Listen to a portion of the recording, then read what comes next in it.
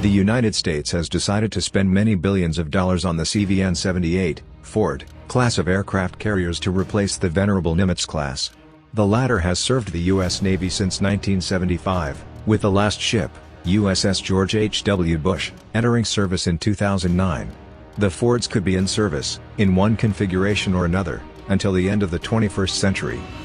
Just as the U.S. government has determined to make this investment, numerous analysts have argued that the increasing lethality of anti-access area denial systems, especially China's, but also Russia and Iran, has made the aircraft carrier obsolete.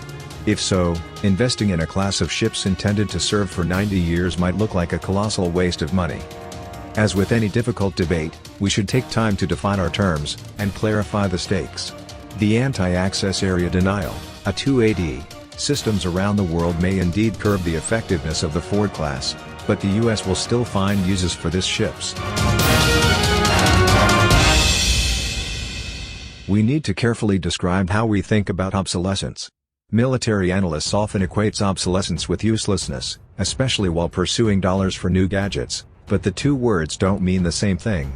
In every war, armies, navies, and air forces fight with old, even archaic equipment. Built for World War II, the A-26 Invader attack aircraft served in the Vietnam War. The USS New Jersey, declared obsolete at the end of World War II, fought off Korea, Vietnam, and Lebanon. The A-10 Warthog, thought by many to be obsolete before it even flew, continues to fight in America's wars. For countries less well endowed than the United States, the point holds even more strongly. All of the armies currently fighting in Syria and Libya use equipment that the US considered obsolete decades ago.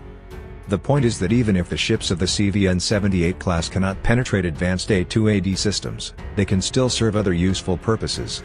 Indeed, American carriers since 1945 have entirely earned their keep on these other missions, which include strike in permissive environments, displays of national power and commitment, and relief operations. Obsolescence for one kind of mission does not imply uselessness across the range of maritime military operations. People have predicted the obsolescence of the aircraft carrier since the end of World War II. The Soviets developed an elaborate system of submarines, sensors, and aircraft designed to strike U.S. aircraft carriers. The U.S. developed countermeasures, including the F-14 Tomcat, intended to defeat and distract the Soviet systems. As war never happened, we never had the opportunity to test the capabilities of a carrier air wing against a flight of two 22M backfire bombers. The Soviets and the Americans worked hard against each other, countering each innovation with an ever more sophisticated reply. Each iteration led to a different constellation of power and vulnerability. The bombers had the upper hand at some points, and the carriers at others. The next generation of A2AD capabilities will have a similarly non-linear character. While Chinese missiles might have the range and terminal maneuverability to find U.S. carriers, missile defense and electronic countermeasures might make the missiles ineffective to the point of uselessness. Similar improvements in anti-submarine technology could limit or eliminate the vulnerability that carriers face against undersea threats. Carriers that become obsolete may not stay that way.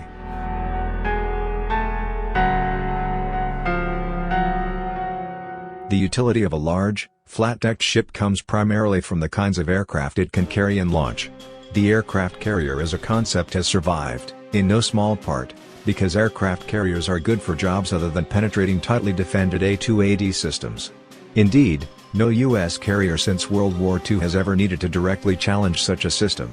Instead, as noted above, aircraft carriers have found themselves jobs in a variety of other conditions. The U.S. Navy has enjoyed the advantage of nearly unfettered access to enemy airspace over the past 25 years, and has structured its air wings accordingly. While the U.S. has been slower than many would have liked to adapt to the new array of anti-access threats, the development of 5th and 6th generation stealth aircraft, as well as the eventual procurement of long-range, carrier-based strike zones, can help restore the usefulness of the CVN-78 class, even if anti-access weapons drive the carriers further out to sea.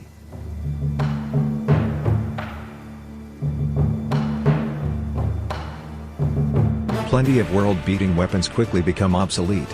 The fast battleships of World War II went into reserve less than a decade after their commissioning.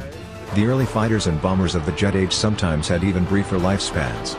Aircraft carriers, in widely variant forms, have enjoyed a good, long run. They survive because aircraft have short ranges, and fixed airfields have significant military and political vulnerabilities. These two factors seem likely to persist.